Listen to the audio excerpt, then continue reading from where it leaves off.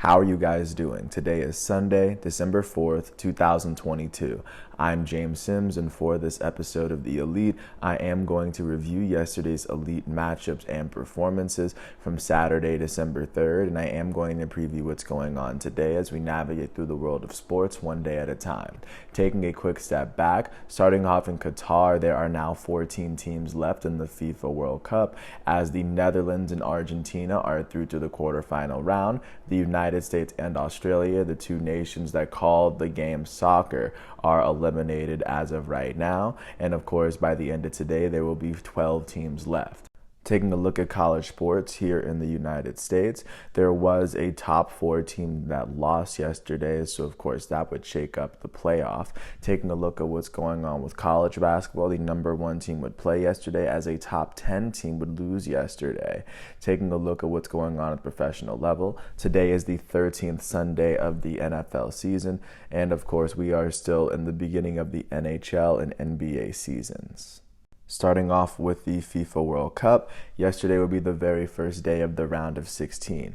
The very first matchup that took place at 10 a.m. would be between the Netherlands, the team that would finish at the very top of Group A, and the United States, the team that would finish second in Group B with 5 points in its group. Looking at how the Netherlands would make it here, its very first matchup would end up as a 2-0 win versus Senegal. They would draw versus Ecuador in their second matchup and then beat Qatar in their third matchup.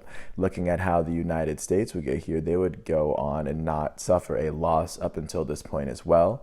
Their first matchup would be a 1-1 draw versus Wales. Their second matchup would be a 0-0 draw to England, and their third matchup would be a 1-0 win versus Iran to make it here in the first place. The matchup between the Netherlands and the United States would see the Netherlands be the very first team to make it through to the quarterfinal round of the 2022 World Cup. They would go on and score the very first goal of this game off of a goal from their elite striker Memphis Depay off of an assist from Denzel Dumfries. The Netherlands' second goal will come in the 46th minute off of a goal from Daley Blind. He would score in the 46th minute as his goal would come off of an assist from Denzel Dumfries as well. And then the United States would score its lone goal of the game in the 76th minute off of the foot from Haji Wright, and his goal would come off of the assist from Christian Pulisic. The Netherlands would score its third goal in the 81st minute from Denzel Dumfries. He was assisted from Daley Blind. Denzel Dumfries would finish with 2 assists and a goal as he had the top performance of the Netherlands for the day.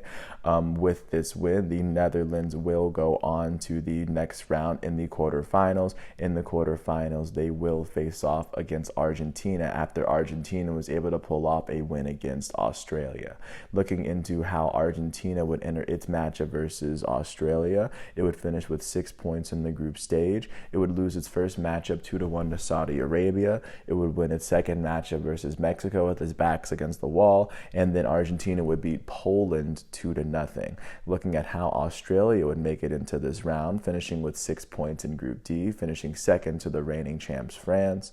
Australia would end up winning its first matchup of the group they lost their first matchup to France 4-1. They would beat Tunisia 1-0, and in their third matchup they would beat Tunisia off of a 60th minute goal from Matthew Leckie to win that game 1-0 as well. Argentina would end up beating Australia yesterday to be the second team to make it through to the quarterfinal round, as in this matchup, the very first goal would come in the 35th minute from Argentina's goated forward Lionel Messi. Lionel Messi's goal would be assisted by Nicolas Otamendi off of a set piece. Argentina's second goal would come in the 57th minute from Julian Alvarez, who currently plays for Manchester City, as he would go on and score it. Australia's lone goal would come off of an Argentina own goal in the 77th minute off of Enzo Fernandez. With this 2-1 win, Argentina will advance to the quarterfinal round. Their very next matchup will be against the Netherlands. They will play each other on December 9th. at 2 o'clock p.m. That is next Saturday. And then, of course, taking a look at what is going on today following yesterday's matchups where Australia and the United States would get eliminated. Today is going to see the reigning champs get a chance to play for the quarterfinal round. At 10 a.m., they will face off against Poland. Looking at how these two teams would make it here, France would win its group. It would win Group D after winning its first two matchups of the group stage. They would beat Australia 4-1 in their first matchup as they saw a brace from Olivier Giroud. They would go on and beat Denmark 2-1 in their second matchup, seeing a brace from Kylian Mbappe. They would lose their third matchup of the group to Tunisia. However, off of their tiebreaker with Australia, France would finish top of that group. Poland would finish second in Group C with 4 points, with a tiebreaker over Mexico. In their group, their one draw would come to Mexico first. Their win would come against Saudi Arabia as they beat them 2-0 in their second match day. And Poland would end up losing to Argentina 2-0 in its third matchup. But they would still qualify for the group. The winner of this matchup will play against the winner between England and Senegal at 2 o'clock today. England would finish first in Group B with 7 points. They would win their first matchup 6-2 versus Iran as they would see a brace from Bukayo Saka. Their second matchup would be a 0-0 draw with the United States, who's already eliminated from the FIFA World Cup finals. And England would end up beating Wales 3-0 in their third matchup, seeing a brace from Marcus Rashford. But of course, that's how England got here. Senegal would finish second in Group A under the Netherlands. In their very first matchup of the group stage, they would lose to the Netherlands 2-0. And their second match day, they would beat the host nation Qatar 3-1, seeing goals from Boulaye Dia, Famara Didiu, and Bamba Dieng. And then in their third matchup to make it into this round, they would beat Ecuador 2-1. Their go-ahead goal will come from their elite defender Kalidou Koulibaly off of the corner kick, basically. But with this win, the winner of England and Senegal will face off against the winner between France and Poland, as France is the reigning World Cup champs. By the end of today, there will be 12 teams left in this FIFA World Cup. Taking a look at what's going on here in the United States, starting off with college football. The highest ranked college football team that played yesterday would be the Georgia Bulldogs in the SEC championship game. They would face off against the 14th ranked LSU Tigers, after the LSU Tigers would finish with the best record in the SEC West with a 6-2 record. Georgia would end up beating LSU 50-30 as this game was played in Atlanta. Georgia would end up outscoring LSU 35-10 in the first half. LSU would outscore Georgia 20-15 in the second half, but it wouldn't be close to enough. On the losing end of this matchup, LSU's leading passer was Garrett Nussmeier. LSU's freshman out of Lake Charles, Louisiana, would throw for 294 yards. He threw for 2 touchdowns and an interception. Their second leading passer was Jaden Daniels, their starting junior out of San Bernardino, California. Jaden Daniels would throw for 208 yards as he threw a touchdown and an interception. LSU's leading rusher would be Josh Williams. He had 55 yards on the ground and 19 yards through the air. He had 74 yards of offense. LSU's leading receiver was Malik Neighbors. He had 5 receptions for 128 yards. He would finish with a receiving touchdown. Keyshawn Boots finished with 6 receptions for 107 yards as he would finish with a receiving touchdown. Sorry if I butchered the name. J. Ray Jenkins would finish with 3 receptions for 72 yards as he had a receiving touchdown. On the defensive side of the ball, LSU's leading tackler will be Harold Perkins Jr. Their freshman out of Cypress, Texas, would finish with 10 tackles on the day. He would finish with a tackle and a half for loss. LSU would combine for no interceptions or sacks as a defensive unit against this Georgia offense. On the winning end of this matchup, the top-ranked Georgia Bulldogs were led out by their starting quarterback, Stetson Bennett. Georgia's senior from Blackshear, Georgia, would go on and throw for 274 yards. He threw 4 touchdowns, and of course he threw no picks. Georgia's leading rusher would be Kendall Milton on the ground. He had 8 carries for 113 yards on the ground. Their second leading rusher would be Daijun Edwards. He would have 12 carries for 77 yards. Kenny McIntosh would finish with 14 carries for 55 yards. He would have both of the team's rushing touchdowns. Not to mention he had 12 yards through the air, giving him 67 yards of offense. Georgia's leading receiver was Brock Bowers. He had 6 receptions for 81 yards as he had a receiving touchdown. Ladd McConkey would finish with 5 receptions as he had 69 receiving yards and a receiving touchdown. Georgia's leading tackler on the defensive side would be Javon Bullard and Smile Mondin Jr. They would each have 6 tackles. As a defensive unit, Georgia would combine for 4 sacks as they had 2 interceptions. In addition to his 6 tackles, Smile Mondin Jr. would finish with one of the team's 2 picks. Christopher Smith would have the other pick alongside his 3 tackles for the day. With this win, the Georgia Bulldogs remain the number 1 team in the nation as they remain undefeated at 13-0. They are back-to-back SEC champs, and they are for sure going into the college football playoff with the number 1 seed. With this loss, the 14th-ranked LSU Tigers are holding on to a 9-4 record after they finished with a 6-3 record against SEC opponents this year. Of course, these 2 teams did fight incredibly hard, but Georgia will reap the benefits of beating a very good LSU team. Looking at the second-ranked team in the nation, the Michigan Wolverines would host the unranked Purdue Boilermakers for the Big Ten championship game. Michigan will go into the college football playoff undefeated after beating unranked Purdue 43-22.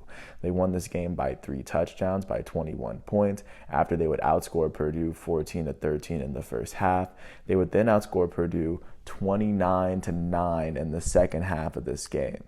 On the winning end of this matchup, the second-ranked Michigan Wolverines would be led out by their starting quarterback, J.J. McCarthy.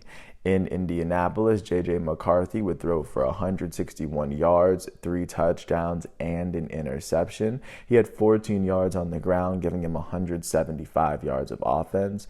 Michigan's leading rusher would be Donovan Edwards. He had 25 carries for 185 yards and a rushing touchdown. He had 4 yards through the air. He had 189 yards of offense this game. Michigan's second leading rusher, Kalel Mullings, had 8 carries for 26 yards. He had 2 rushing touchdowns for the Wolverines. Michigan's leading receiver, Ronnie Bell, had 5 receptions for 67 yards as he had a receiving touchdown.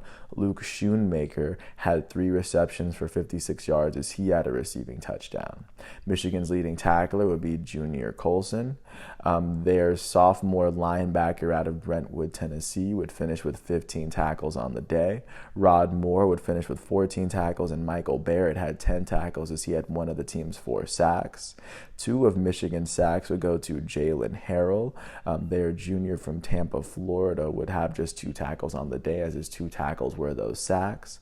Michigan's 2 interceptions went to Will Johnson.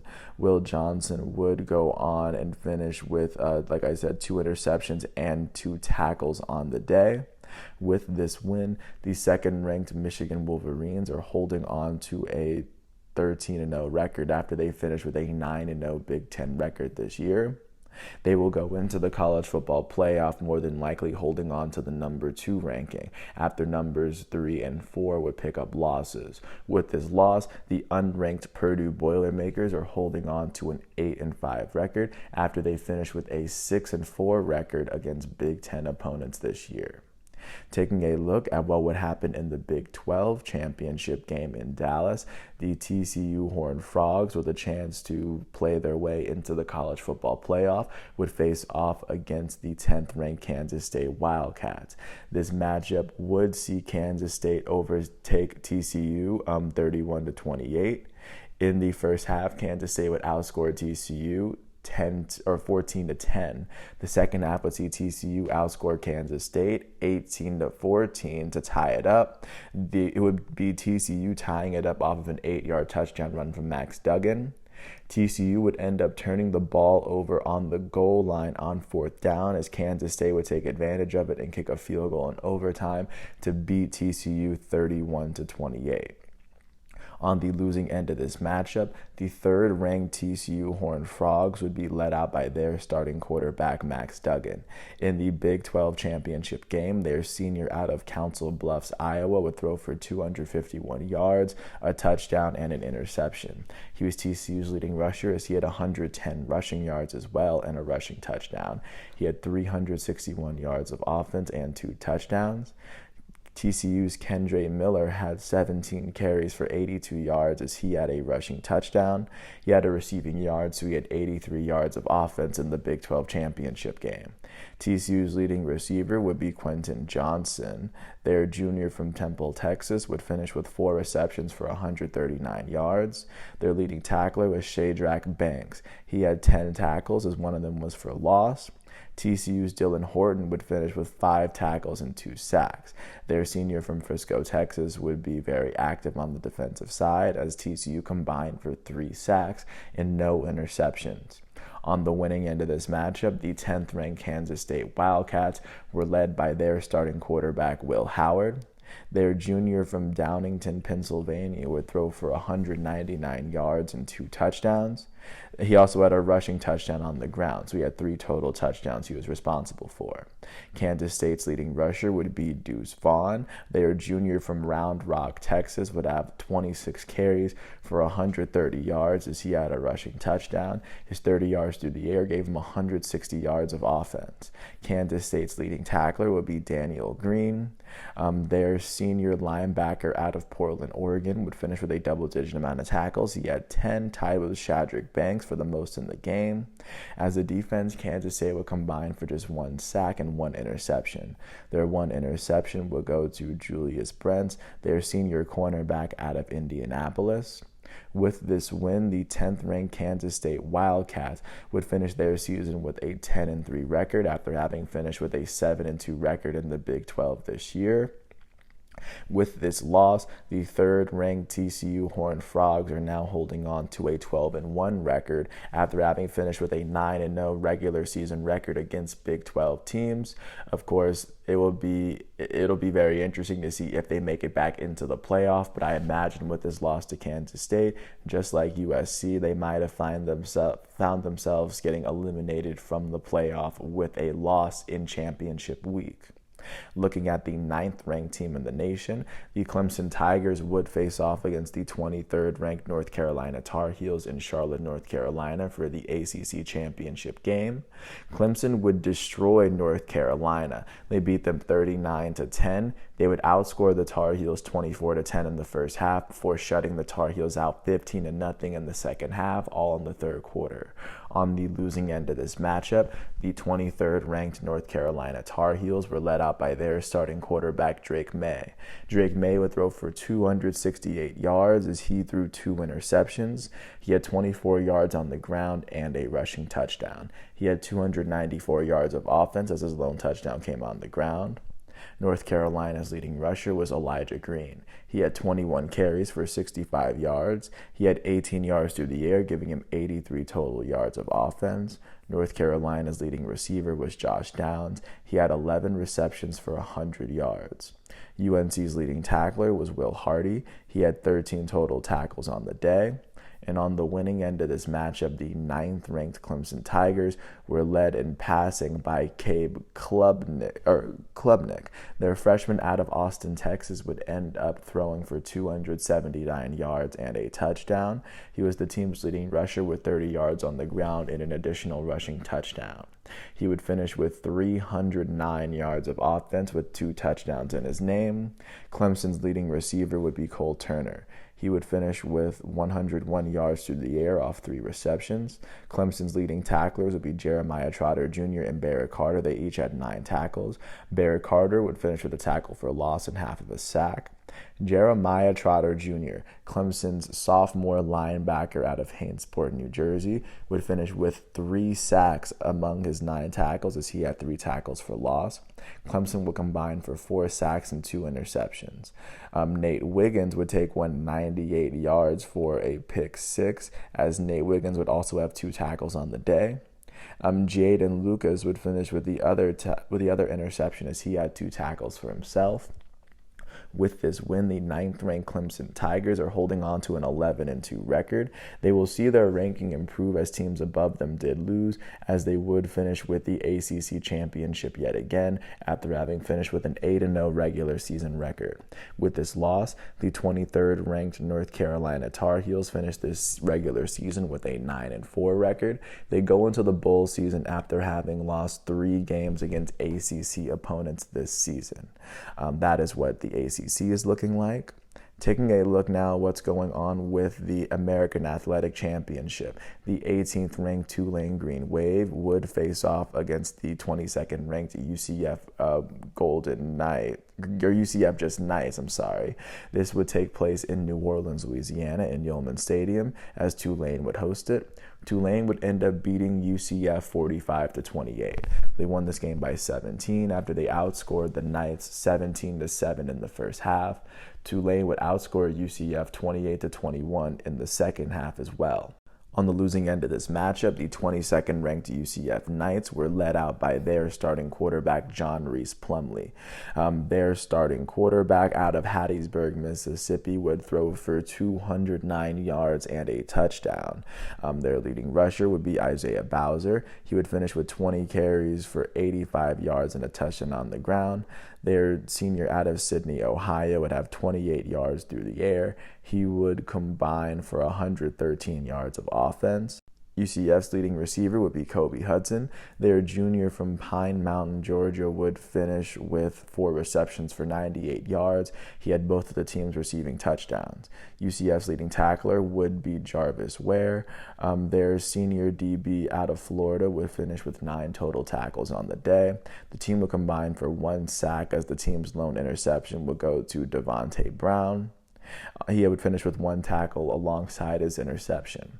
On the winning end of this matchup, the hometown Tulane Green Wave were led out by their starting quarterback, their junior out of Boca Raton, Florida, Michael Pratt. Pratt would throw for 394 yards. He threw 4 touchdowns and an interception. Michael Pratt would also run for 48 yards and a touchdown. He would combine for 442 yards of offense. Tulane's leading rusher for the day would be Tyjae Spears. Their junior from Louisiana would finish with 199 yards on the ground, as he had a rushing touchdown. He would have 2 yards through the air to give him 201 total yards of offense. Tulane's leading receiver would be Deuce Watts. Their senior from Rickton, Mississippi, would finish with 134 yards of offense with a receiving touchdown. Shea Wyatt, their senior from Omaha, Nebraska, would finish with 5 receptions for 110 yards, as he had 2 receiving touchdowns. Lawrence Keys III would finish with 2 receptions for 60 yards, as he had a receiving touchdown himself.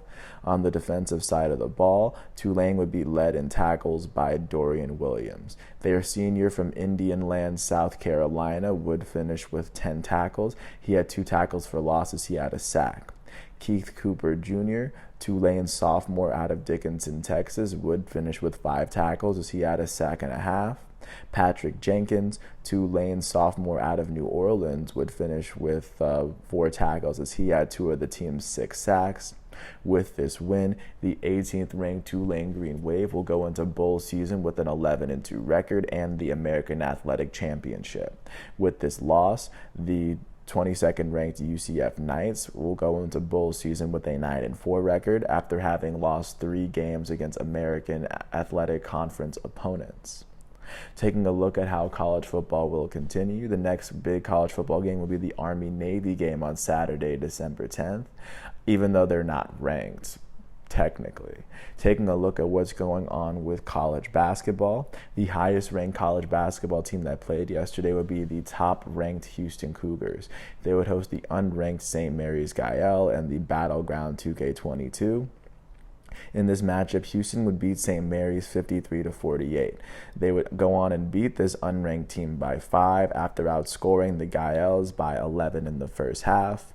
The top-ranked Cougars would be led in scoring this game by their starting forward, Jawan Roberts. Their junior from the Virgin Islands would finish with 15 points and 8 rebounds, as well as 2 blocks in 36 minutes. He shot 7 for 11 from the field and 1 for 2 from the free throw line. With this win, the top-ranked Houston Cougars are still undefeated at 8-0, and with this loss, Unranked St. Mary's is 6-3 to start their season. Looking at the third-ranked team of the nation, the Virginia Cavaliers would host the unranked Florida State Seminoles, as both of these teams would start their ACC schedules. Virginia would beat Florida State at home 62-57 after outscoring Florida State by 6 in the second half. On the winning end of this matchup, the undefeated Cavaliers were led in scoring by their starting guard Kihei Clark. Their senior from Woodland Hills, California, would finish with 18 points in 35 minutes. He shot 4 for 9 from the field and 9 for 10 from the free throw line. With this win, the third-ranked Virginia Cavaliers remain undefeated at 7-0. Their 1-0 record is tied with Duke, Clemson, Pittsburgh, and Syracuse for the best record in the ACC. With this loss, Florida State is 1-9. They are 0-1 in the ACC. They are tied with North Carolina State, Wake Forest, Notre Dame, and Boston College for the worst record in their conference as of right now. Looking at the 10th-ranked team in the nation, the Indiana Hoosiers would be the highest-ranked team to lose, as they would lose to the unranked Rutgers Scarlet Knights. Rutgers would beat Indiana 63-48 at home. They won by 15 after outscoring Indiana by 7 in the first half and then by 8 in the second. On the losing end of this matchup, the visiting Indiana Hoosiers were led in scoring by their starting forward Miller Kopp. He would finish with 21 points in 35 minutes. He shot 8 for 12 from the field and 5 for 9 from 3. Indiana starting forward Trayce Jackson-Davis had 13 points, 10 rebounds, and 4 blocks as he fouled out in 35 minutes. He shot 5 for 11 from the field. And on the winning end of this matchup, the unranked Rutgers Scarlet Knights were led in scoring by their starting guard Caleb McConnell.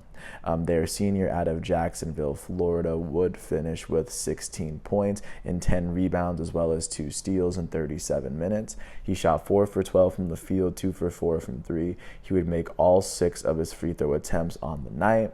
With this win, the unranked Rutgers Scarlet Knights are 6-2. They are now 1-0 in the Big Ten. They are tied with Maryland for the best record in the conference. With this loss, the 10th-ranked Indiana Hoosiers are 7-1. They are 0-1 in the Big Ten right now, tied with Illinois for the worst record in the Big Ten right now. Looking at one of the 11th-ranked teams in the nation, the Arkansas Razorbacks would host the unranked San Jose State Spartans. Arkansas would beat San Jose State 99-58. They won this game by 41 at home after outscoring the Spartans by 36 in the second half. On the winning end of this matchup, the hometown Razorbacks would be led in scoring by their forward off the bench, Trayvon Brazile. Their sophomore from Springfield, Missouri, would finish with 23 points and 5 rebounds, as well as 2 blocks in 30 minutes. He shot 8 for 9 from the field, 1 for 2 from 3, and 6 for 8 from the free throw line. With this win, the 11th-ranked Arkansas Razorbacks are holding on to a 7-1 record. And with this loss, the unranked San Jose State Spartans are holding on to a 6-3 record. Looking at the other 11th-ranked team in the nation, the Alabama Crimson Tide, also within the SEC, would host the unranked South Dakota State Jackrabbits. Alabama would beat South Dakota State 78-65 at home. They would win this game by 13 after outscoring South Dakota State by 7 in the first half and then by 6 in the second. On the winning end of this matchup, the hometown Crimson Tide would be led in scoring by their starting forward, Noah Clowney. Their freshman from South Carolina would finish with 22 points and 9 rebounds in 29 minutes. He shot 8 for 17 from the field, 5 for 12 from 3, as he would shoot 1 for 3 from the free throw line on the day. With this win, the 11th-ranked Alabama Crimson Tide are 7-1. With this loss, the unranked South Dakota State Jackrabbits are holding on to a 3-6 record. Now looking at the team that, I'm going for, the 17th-ranked Duke Blue Devils would get their first ACC game in this season as they would host the unranked Boston College Eagles. Duke would beat Boston College 75-59. They won this game by 16 at home after they would outscore the Eagles by 12 in the first half. On the winning end of this matchup, the 17th ranked Blue Devils were led in scoring by their starting forward, Mark Mitchell. Their freshman out of Kansas City would finish with 15 points, as well as he did all this, in 22 minutes. Mark Mitchell shot 6 for 7 from the field. He would make both of his three-pointers on the day. He would shoot 1 for 3 from the free throw line. Duke starting center Kyle Filipowski had 13 points and 10 rebounds in 25 minutes. He shot 4 for 10 from the field. He would make all 4 of his free throw attempts on the day. With this win, the 17th ranked Duke Blue Devils are 8-2. They are 1-0 in the ACC. They are currently tied with Virginia, Clemson, Pittsburgh, and Syracuse for the best record in the ACC. And with this loss, the unranked Boston College Eagles are 5-4. They're 0-1 in the ACC. They are currently tied with North Carolina State, Wake Forest, Notre Dame, and Florida State for the worst record in the ACC right now. Last but not least, jumping out to the 25th ranked team of the nation, the Ohio State Buckeyes would host the unranked St. Francis Red Flash from Pennsylvania. Ohio State would beat St. Francis 96-59. They won this game by 37 after they would outscore the Red Flash by 29 in the second half, more than doubling their output. On the winning end of this matchup, the Buckeyes would be led in scoring by their forward off the bench, Bryce Sensabaugh, their freshman out of Orlando, Florida, would finish with 15 points in 19 minutes. He shot 4 for 10 from the field, 3 for 6 from 3. He would make all 4 of his free throw attempts on the day. Also off the bench for Ohio State, their center Felix Okpara would finish with 10 points, 10 rebounds, and 2 steals in 16 minutes. He shot 3 for 7 from the field. He would make his only three-pointer on the day. He would make all 3 of his free throws. With this win, the 25th ranked Ohio State Buckeyes are 6-2, and with this loss, unranked St. Francis is holding on to a 2-7 record. Looking at what's going on today is a weekend day, so of course we will start off at 1 o'clock on ABC. 19th ranked Kentucky is set to host unranked Michigan in O2 Arena. At 3 o'clock on ACC Network, 18th ranked North Carolina will face off against unranked Virginia Tech, as both of these teams will play their first ACC games. At 3 o'clock on ESPN2, 23rd ranked Iowa State will host unranked St. John's, as St. John's remains undefeated right now. At 4:30 on FS1, 7th ranked Creighton is going to host unranked Nebraska, as they're, of course, playing within the same state. At 5 o'clock on Pac-12 Network, 4th ranked Arizona is set to host unranked Cal, as Cal has yet to pick up a win this season. At 5 o'clock on Big Ten Network, 5th ranked Purdue is set to host unranked Minnesota, as Purdue remains undefeated. At the same time, at 5 o'clock on ESPN, 21st ranked UCLA is set to host unranked Oregon. At 6 o'clock, 13th ranked Tennessee is set to host unranked Alcorn State. And then at 7 o'clock on Big Ten Network, 20th ranked Michigan State is going to host unranked Northwestern, as both of these teams will play their first Big Ten matchup. Taking a look now what's going on at the professional level today. Starting off with the NFL, today is the 13th Sunday this season. At 1 o'clock, the Atlanta Falcons are set to host the Pittsburgh Steelers. The Chicago Bears are going to host the Green Bay Packers from within the NFC North. The Detroit Lions are going to host the Jacksonville Jaguars, as both of those teams are 4-7. The Minnesota Vikings, who are currently leading the NFC North, are set to host the Jacksonville Jaguars. The Vikings are holding on to the second best record in the NFC right now. The New York Giants are set to host the Washington Commanders. Both of these teams are in the same division, and both of these teams have 7 wins. At 1 o'clock, the 10-1 Eagles, who hold the best record in the NFL, are set to host the Tennessee Titans. At the same time, the Baltimore Ravens, who are holding on to a 7-4 record and the best record in their division, are set to host the Denver Broncos. At 1 o'clock, the Houston Texans are set to host the Cleveland Browns, as it looks as though Deshaun Watson may make his return against his former team.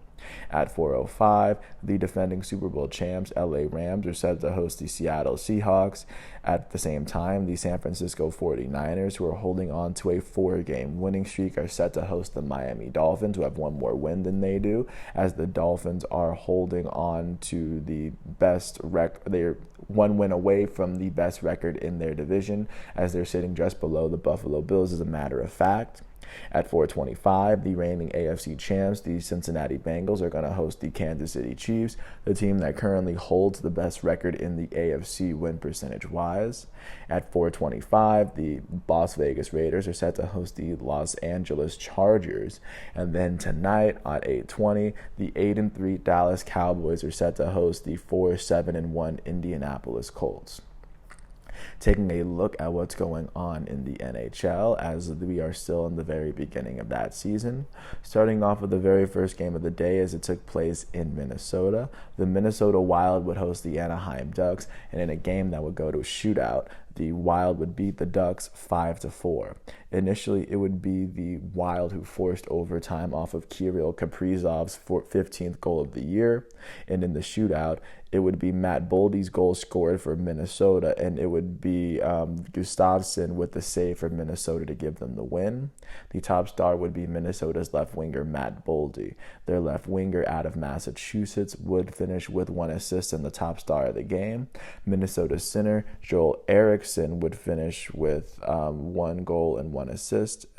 Joel Eriksson Ek would help Minnesota pick up this very big win, as Anaheim still would pick up yet another loss. With this win, the Minnesota Wild are 12-9-2.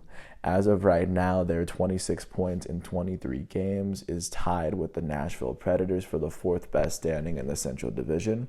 They are sitting 6 points behind the division-leading Dallas Stars. The Wild are on a 3-game winning streak. They are holding on to the longest active winning streak in the Western Conference, as they are currently tied with the Nashville Predators at the moment for right now. Only the Carolina Hurricanes are holding on to a longer winning streak right now than the Minnesota Wild. Alongside their 3-game winning streak, the Wild have won 6 of their last 10 games. With this overtime loss, the Anaheim Ducks are 6-16-3. Their 15 points through 25 games is the worst standing in the entire NHL right now. In the Pacific Division, they are sitting 22 points behind the division-leading Vegas Golden Knights. The Ducks are holding on to a 5-game losing streak. Their 5-game losing streak is the longest active losing streak in the entire NHL right now. They've lost 8 of their last 10 games, and 2 of those losses would come in overtime or later.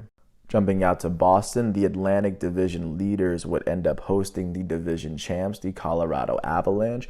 The Bruins would end up beating the Avalanche 5-1, as the Bruins would score the first 3 goals of this matchup. The top star of this game would go to Boston's right winger out of the Czech Republic, David Pastrnak. He would finish with 2 goals. Boston's center, Trent Frederick, would finish with 2 goals himself, as their center out of St. Louis, Missouri, would also be crucial in helping them pick up this win over a very good Avalanche team.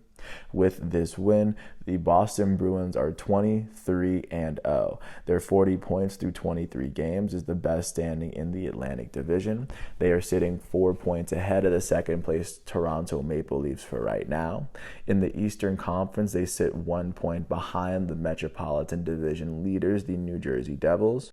The Boston Bruins are currently on a 3-game winning streak right now. Only the Carolina Hurricanes have a longer active winning streak in the Eastern Conference than the Bruins have, and the Bruins have won 9 of their last 10 games so far. With this loss, the defending champs, Colorado Avalanche, are now 13-8-1. Their 27 points through 22 games is the 3rd best record in the Central Division. They are sitting 5 points behind the division-leading Dallas Stars. As of right now, the Avalanche have lost 4 of their last 10 games so far. Taking a look at what happened in Detroit, the Red Wings would host the Pacific Division leading Vegas Golden Knights. The Golden Knights would end up beating the Detroit Red Wings 4-1. The Golden Knights would score the first 2 goals and the last 2 goals of this game to take full advantage of it. The top star of this game would be Vegas's center from Canada, Jonathan Marchessault. Marchessault would finish with a goal. Sorry if I butchered the name. Vegas's center, Phil Kessel, would finish with the 2nd star, as he had a goal and an assist. And the Golden Knights goalie, Adin Hill, would finish with 24 saves, as he did only allow 1 save to Detroit. With this win, the Vegas Golden Knights are holding on to an 18-7-1 record. Their 37 points through 26 games is the best standing in the Western Conference right now. In the Pacific Division, they are sitting 4 points ahead of the second-place Seattle Kraken. They also sit 5 points ahead of the Central Division leading Dallas Stars for right now. The Golden Knights have won 5 of their last 10 games to date. With this loss, the Detroit Red Wings are 11-7-5. Their 27 points through 23 games is the 4th worst standing in the Atlantic Division. They are sitting 13 points behind the division-leading Boston Bruins. The Red Wings are holding on to a 3-game losing streak. They're holding on to the longest active losing streak in the Eastern Conference. As of right now, the Arizona Coyotes and the Anaheim Ducks are the 2 teams in the NHL with longer active losing streaks than the Red Wings. The Red Wings have lost 6 of their last 10 games to date. Jumping out to Edmonton, the Oilers would host the Montreal Canadiens. The Oilers would beat the Canadiens 5-3 after scoring 4 goals as a team in the second. They would take the outright lead in the end of it, taking the outright lead off of Darnell Nurse's 4th goal of the season with about 5 seconds left in the second period. The top star of this game would go to Edmonton center out of Cologne, Germany, Leon Draisaitl. He would have a goal and 3 assists for the team.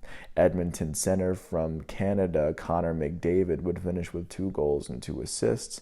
Edmonton's left winger, Zach Hyman, out of Toronto, would finish with the 3rd star as he finished with 2 assists. With this win, the Edmonton Oilers are holding on to a 14-11-0 record. Their 28 points through 25 games is the 4th best record in the Pacific Division. They sit 9 points behind the division-leading Vegas Golden Knights. The Oilers have won 6 of their last 10 games so far. With this loss, the Montreal Canadiens are 12-11-1. Their 25 points through 24 games is the 3rd worst standing in the Atlantic Division. The Canadiens are sitting 15 points behind the division-leading Boston Bruins. They've lost 5 of their last 10 games so far. Jumping out to Ottawa, the Senators would host the San Jose Sharks. The Senators would end up beating the Sharks 5-2. The Sharks would score both of their goals in the first period as they did hold a lead. Ottawa would take the outright lead in the second period off of Tim Stützle's 10th goal of the season. Claude Giroux, Ottawa's right winger out of Canada, would be the top star of the game. He would finish with 2 goals and an assist. The 3rd star would be Ottawa's left winger, Tim Stützle, as he had a goal and an assist for himself. With this win, the Ottawa Senators are holding on to a 10-13-1 record. Their 21 points in 24 games is tied with the Buffalo Sabres for the worst standing in the Atlantic Division. Only the Columbus Blue Jackets have a worse record than the Ottawa Senators in the Eastern Conference right now. The Senators are sitting 19 points behind the division-leading Boston Bruins. The Senators are on a 2-game winning streak as they've won 5 of their last 10 games. With this loss, the San Jose Sharks are 8-15-4. Their 20 points through 27 games is the 2nd worst standing in the Pacific Division. They are sitting 17 points behind the division-leading Vegas Golden Knights. The Sharks are on a 2-game losing streak as they've now lost 7 of their last 10 games so far. Jumping out to Philadelphia, the Flyers would host the New Jersey Devils. The Devils would beat the Flyers 3-2 as the Devils are still holding on to the best record in the NHL. The Devils would take the outright lead in the 3rd period off of Dawson Mercer's 6th goal. They would go on and see the top star of the game go to New Jersey's left winger, Miles Wood, out of Buffalo, New York. He would finish with 2 assists. And with this win over Philadelphia, the New Jersey Devils are currently holding on to an NHL record of 24-1. Their 41 points through 25 games is the best record in the entire NHL. In their division, they are sitting 8 points ahead of the 2nd-place Carolina Hurricanes. In the Eastern Conference, they sit only 1 point ahead of the Boston Bruins. Looking out in terms of the Western Conference leaders, they sit 4 points ahead of the Vegas Golden Knights. The New Jersey Devils have won 8 of their last 10 games to date. And with this loss, the Philadelphia Flyers are 8-12-5. As of right now, they're 21 points through 25 games, is the second worst standing in the Metropolitan Division. The Flyers are sitting 20 points behind the division-leading New Jersey Devils. The Flyers are on a 2-game losing streak as they've lost 9 of their last 10 games to date. Looking at the other side of Pennsylvania, the Pittsburgh Penguins would host the St. Louis Blues. The Penguins would win 6-2 off the back of their right winger Kasperi Kapanen out of Finland, as he would finish with a hat trick for the day. In this matchup, the second star of the game would go to Pittsburgh's right winger Brian Rust. Their right winger out of Pontiac, Michigan, would finish with a goal himself, as he had a trio of assists. Pittsburgh's left winger Jason Zucker would finish with a goal and 2 assists. With this 4-goal win, the Pittsburgh Penguins are now holding on to an NHL record of 13-8-4. As of right now, they're 30 points through 25 games, ties them with the New York Islanders for the third best record in the Metropolitan Division. They are sitting 11 points behind the division-leading New Jersey Devils. They are on a 2-game winning streak as they've won 7 of their last 10 games. And with this loss, the St. Louis Blues are holding on to an 11-13-0 record. Their 22 points through 24 games is the third worst record in the Central Division. They are currently sitting 10 points behind the division-leading Dallas Stars. The Blues are on a 3-game losing streak. Only the Arizona Coyotes and Anaheim Ducks are holding on to longer active losing streaks in the West. The Blues have lost 5 of their last 10 games to date. Looking at what happened in Tampa Bay, the Lightning would host the Toronto Maple Leafs, and the Lightning would beat the Maple Leafs 4-3. This game would end up going into overtime after the Maple Leafs would force overtime off of Mitchell Marner's 10th goal of the season. It will be Alex Killorn's 8th goal of the season, just a minute into overtime, maybe less, to give Tampa Bay the win. Tampa Bay's left winger out of Canada would finish with the top star of the game. Toronto's right winger Mitchell Marner would finish with a couple of goals himself, as he had the second star. The third star would go to Tampa Bay's right winger Corey Perry, as he had 2 assists. With this overtime win, the Tampa Bay Lightning are holding on to a record of 15-8-1. As of right now, their 31 points through 24 games is the third best record in the Atlantic Division. They are sitting 9 points behind the division-leading Boston Bruins. The Lightning are on a 2-game winning streak as they've won 8 of their last 10 games. With this loss, the Toronto Maple Leafs are holding on to a 15-5-6 record. They are holding on to the most overtime losses in the East right now. They're 36 points through 26 games, the second best record in the Atlantic Division. They are sitting 4 points behind the division-leading Boston Bruins with 3 more games played than Boston. The Leafs have lost 3 of their last 10 games, as all 3 of those losses would come in overtime or later.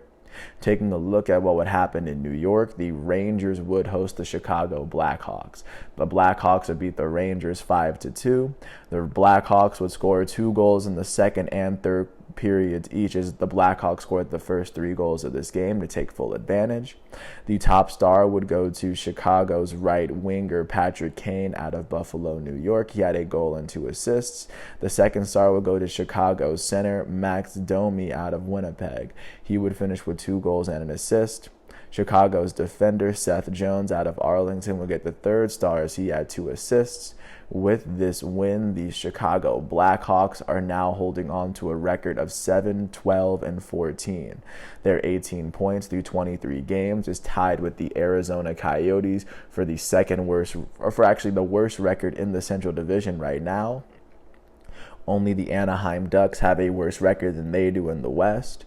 In their division, they are sitting 14 points behind the division-leading Dallas Stars. The Chicago Blackhawks have won only 2 of their last 10 games so far. With this loss, the New York Rangers are 11-10-5. Their 27 points through 26 games is the 4th worst record in the Metropolitan Division. They currently sit 14 points behind the division leading in the NHL leading New Jersey Devils right now. The Rangers have lost their last 2 games, and they've lost 6 of their last 10 games so far. Jumping out to Calgary, the Flames would host the Washington Capitals. The Flames would beat the Capitals 5-2 at home. The Flames would score 3 goals in the third after they would take full advantage in the second off of Andrew Mangiapane's 5th goal of the season. The top star would go to Calgary center out of Sweden, Mikael Backlund. He would finish with 3 assists on the day. Calgary center Adam Ruzicka out of Slovakia would finish with a goal and 2 assists as he had the 2nd star. The 3rd star would go to Calgary's left winger Andrew Mangiapane. Sorry if I completely butchered the name. He would finish with 2 goals and no assists. With this win, the Calgary Flames are holding on to an 11-10-3 record. Their 25 points through 24 games is the 4th worst record in the Pacific Division. They are sitting 12 points behind the division-leading Vegas Golden Knights as they've won 5 of their last 10 games. With this loss, the Washington Capitals are 10-12-4. As of right now, they are holding on to 24 points in 26 games. That is the 3rd worst record in the Metropolitan Division. They are sitting 17 points behind the division-leading New Jersey Devils. The Capitals have lost their last 2 games, and they've lost 7 of their last 10. Taking a look at what would happen in Seattle, the Kraken would host the Florida Panthers. The Florida Panthers would end up beating the Kraken 5-1. The Panthers would score 2 goals in the first and third periods each, as Seattle was unable to take the lead at all in this game. Florida's top star would be their center out of Toronto, Carter Verhaeghe. He would finish with 2 goals. Florida's center, Sam Bennett, would finish with 3 assists on the day. Their center from Holland Landing, Ontario. And then Florida's goalie, Spencer Knight, out of Darien, Connecticut, would be the 3rd star. He would allow 1 goal to the Kraken as he had 35 saves. With this win, the Florida Panthers are now holding on to an NHL record of 12-9-4. Their 28 points through 25 games is the 4th best record in the Atlantic Division. They sit 12 points behind the division-leading Boston Bruins. The Panthers are on a 2-game winning streak as they've won 4 of their last 10 games. With this loss, the Seattle Kraken are holding on to a 15-6-3 record. As of right now, their 33 points through 24 games is the 2nd best record in the Pacific. Right now, they've lost 3 of their last 10 games. And right now, taking a look at what would happen in Vancouver, the Vancouver Canucks would host the Arizona Coyotes.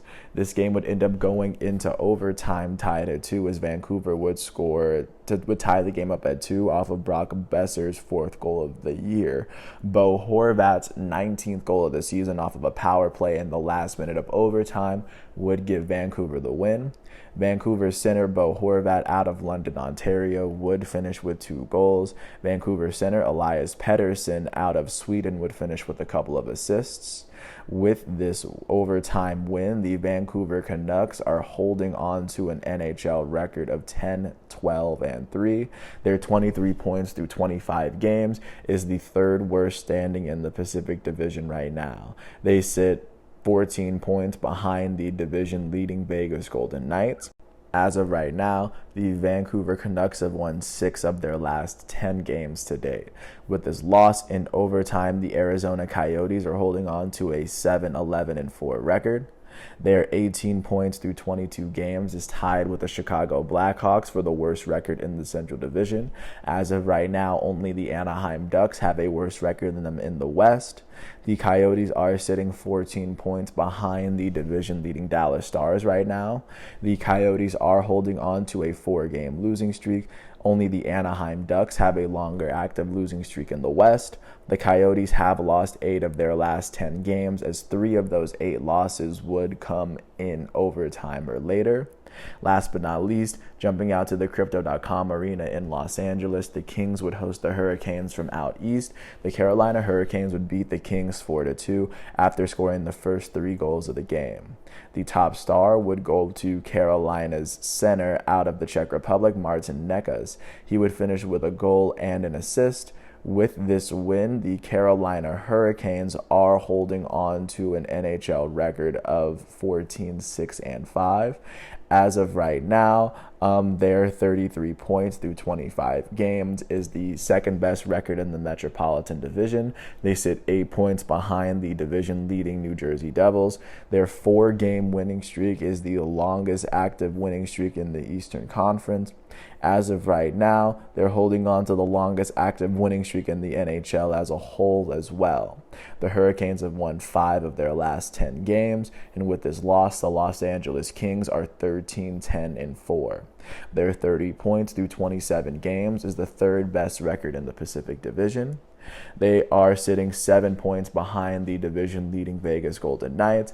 As of right now, the Kings have lost 7 of their last 10 games so far. Transitioning into what's going on today, at 3 o'clock on NHL Network, the Central Division leading Stars are set to host the Minnesota Wild on NHL Network. At the same time, the Winnipeg Jets are set to host the Anaheim Ducks, as the Ducks hold the worst record in the Pacific Division and in the NHL. At 6 o'clock, the Columbus Blue Jackets are set to host the Detroit Red Wings at 6. At 7, the Buffalo Sabres are set to host the San Jose Sharks. At 7:30 on NHL Network, the New York Islanders are set to host the Chicago Blackhawks, and that is, of course, how those are going to go.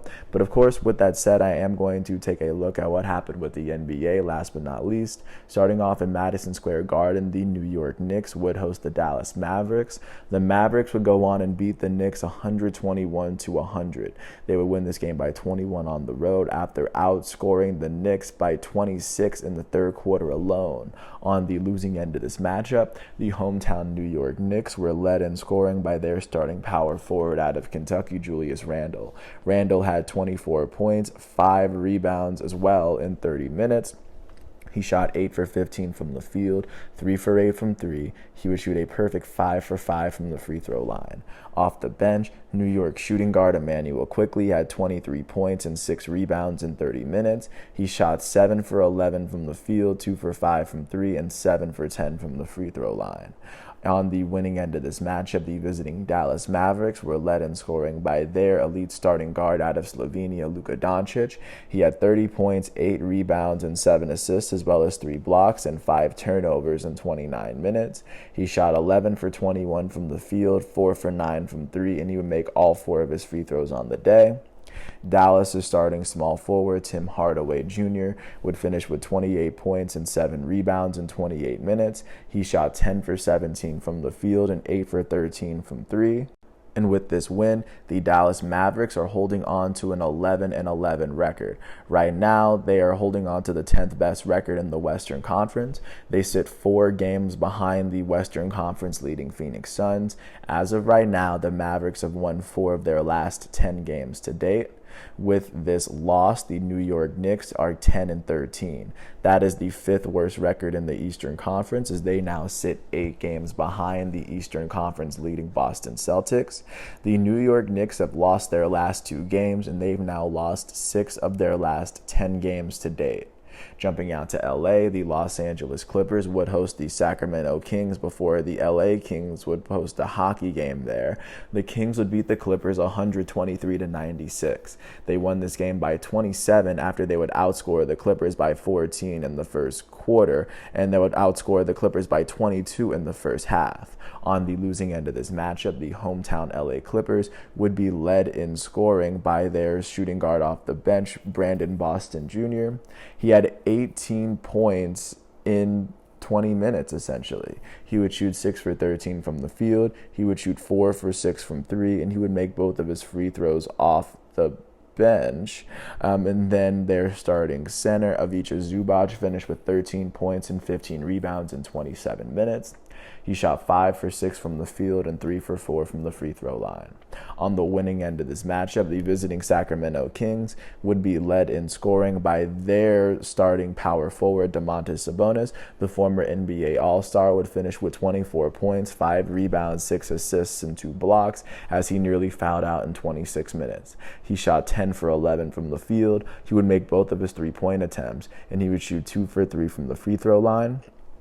Sacramento's starting small forward, Keegan Murray, would finish with 23 points, 7 rebounds, and 2 steals, all in 28 minutes. He shot 8 for 15 from the field, 3 for 8 from 3, and 4 for 5 from the free throw line. With this win, the Sacramento Kings are holding on to a 12-9 record. They are holding on to the 5th best record in the Western Conference. They sit 2.5 games behind the Western Conference leading Phoenix Suns. They're holding on to a 2-game winning streak, and they've won 7 of their last 10 games. With this loss, the LA Clippers are 13-11. Right now, they are tied with the defending champs, Golden State Warriors, for the 6th best record in the West. They are sitting 3 games behind the Western Conference leading Phoenix Suns. The Clippers have lost their last 2 games, and they have lost 5 of their last 10 games to date. Jumping out to Charlotte, the Hornets would host the Milwaukee Bucks. The Bucks would end up beating the Hornets 105-96. The Bucks won this game by 9 on the road after outscoring the Hornets by 11 in the first half. On the losing end of this matchup, the hometown Hornets were led in scoring by their starting shooting guard, Terry Rozier. He had 26 points and 5 rebounds in 36 minutes. He shot 10 for 21 from the field as he made all 5 of his free throw attempts. Charlotte's starting power forward, Jalen McDaniels, had 21 points and 5 rebounds in 33 minutes. He shot 8 for 15 from the field. He would shoot 2 for 5 from 3 and 3 for 4 from the free throw line. Charlotte's starting shooting guard, Kelly Oubre Jr., had 20 points and 2 steals in 39 minutes. He shot 4 for 14 from the field and 11 for 12 from the free throw line. Charlotte's starting center out of Duke, Mason Plumlee, finished with 13 points, 11 rebounds, and 2 steals as he nearly fouled out in 30 minutes. He shot 6 for 9 from the field as he made his only free throw attempt on the night. On the winning end of this matchup, the visiting Milwaukee Bucks were led in scoring by their starting forward, Bobby Portis, out of Arkansas. Their forward would go on and finish with 20 points. He also had 8 rebounds and 7 assists in 31 minutes. He shot 9 for 18 from the field as he made his only free throw attempt on the day. With this win, the Milwaukee Bucks are now 16-6 this year. They are holding on to the 2nd best record in the Eastern Conference and the 2nd best record in the NBA. They sit a game and a half behind the Eastern Conference leading Boston Celtics. The Bucks have won 6 of their last 10 games so far. With this loss, the Charlotte Hornets are 7-16. That is the 3rd worst record in the Eastern Conference. They are sitting 11 games behind the Boston Celtics in the conference, and the Hornets have lost 6 of their last 10 games so far. Taking a look at what would happen north of the border, the Toronto Raptors would host the Orlando Magic. The Raptors would beat the Magic by 13 at home. They won it 121-108 after they outscored the Magic by 14 in the first quarter. On the losing end of this matchup, the visiting Magic were led in scoring by their starting center, Bol Bol, as well as their shooting guard off the bench, Terrence Ross. Bol Bol had 18 points, 7 rebounds, and 5 turnovers in 28 minutes. He shot 7 for 8 from the field and 4 for 5 from the free throw line. Terrence Ross had 18 points and 2 steals in 25 minutes. He shot a perfect 7 for 7 from the field. He would shoot a perfect 4 for 4 from 3 as well.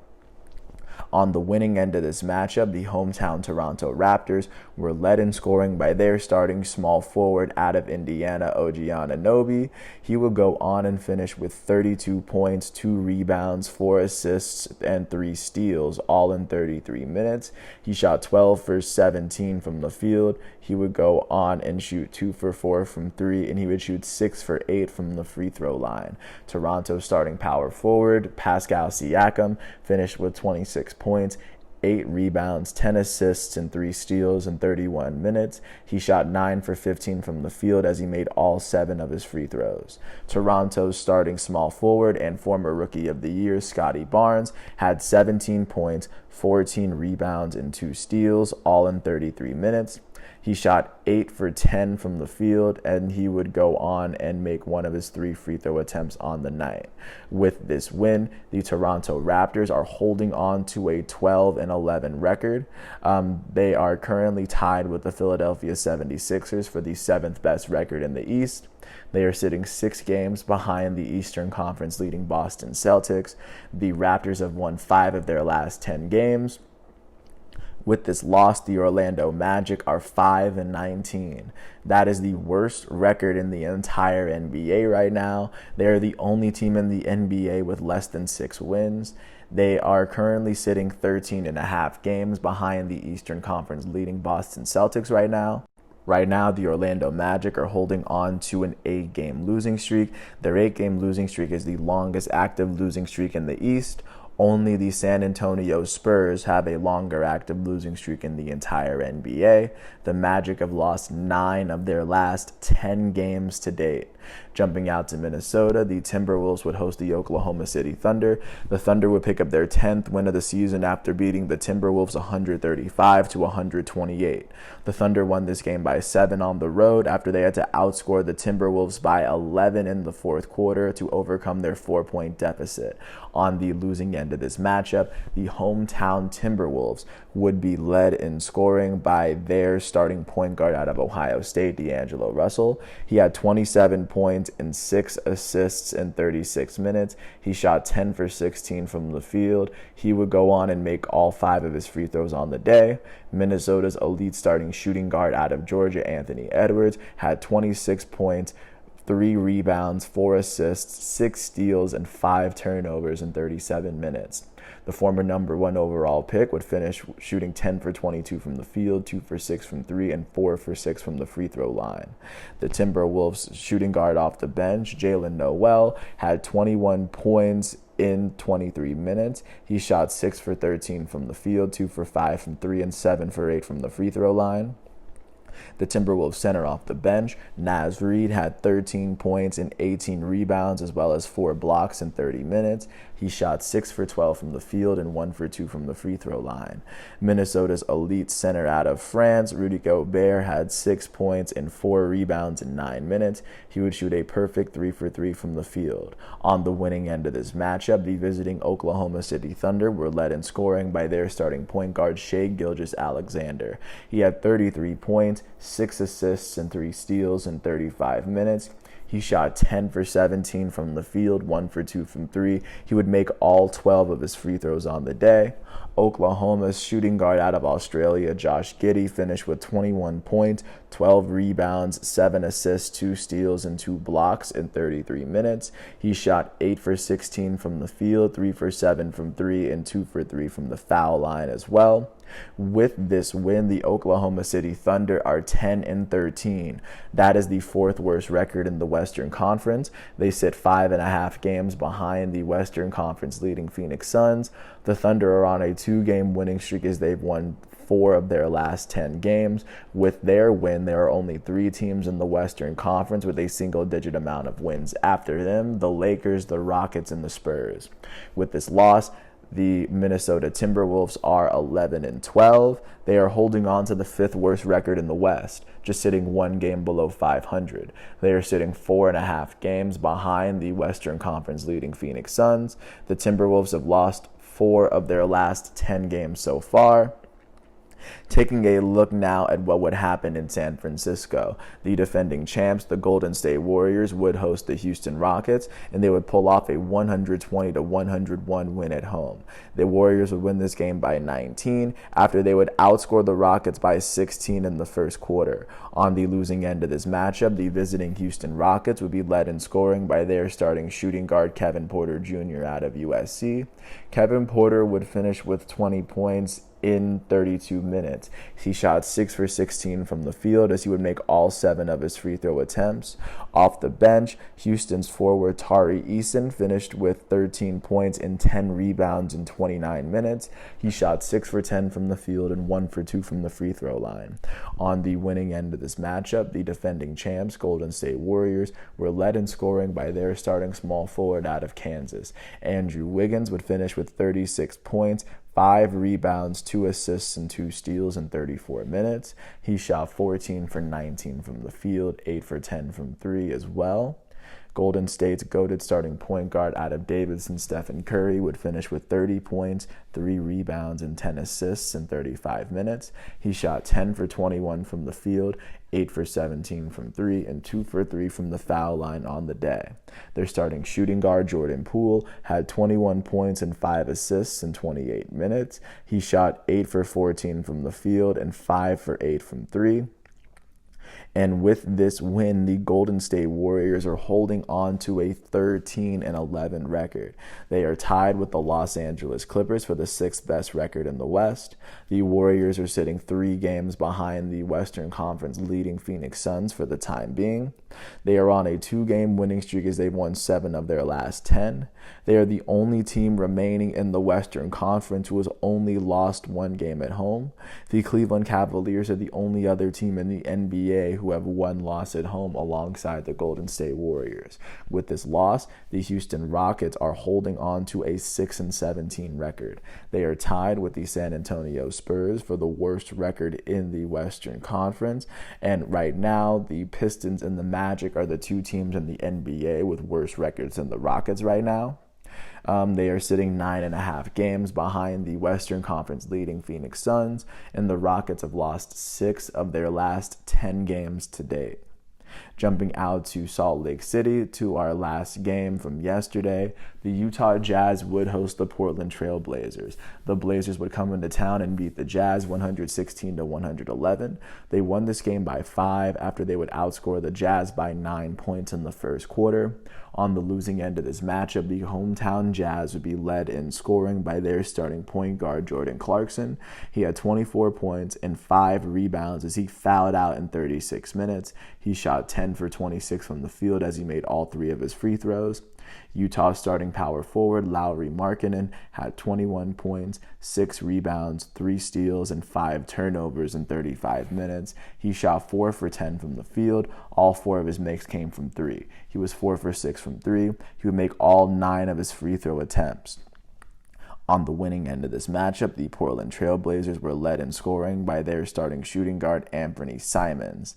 Their 23-year-old would finish with 45 points, 2 rebounds, 4 assists, 2 blocks, and 7 turnovers in 41 minutes. He shot 15 for 25 from the field, 7 for 12 from 3. He would make all 8 of his free throw attempts. Portland's starting small forward, Jeremy Grant, had 33 points and 5 assists in 37 minutes. He shot 10 for 18 from the field, 2 for 5 from 3, and 11 for 14 from the foul line.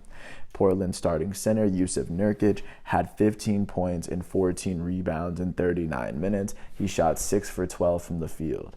With this win, the Portland Trail Blazers are 12-11 this season.